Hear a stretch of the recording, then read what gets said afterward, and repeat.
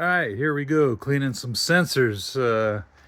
When it's snowy, icy, or whatever, you may have sensor warnings. So here's your sensors locations. You got one right underneath the VW symbol, another one here, and usually I hit the headlights with some spray.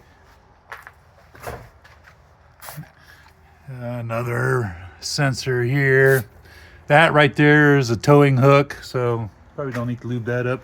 The side sensors are in here, I suspect. And then, of course, the ones in the back. Clean off the tail lights and whatnot. And then hit the sensors right there. Another one there. That's a tow hook, I believe. Another one there. And another one right there. And then, hit the lights. Clean off your lights and you should be good. Yeah, always carry a spray. Just get yourself a spray bottle, put some Rain-X in there.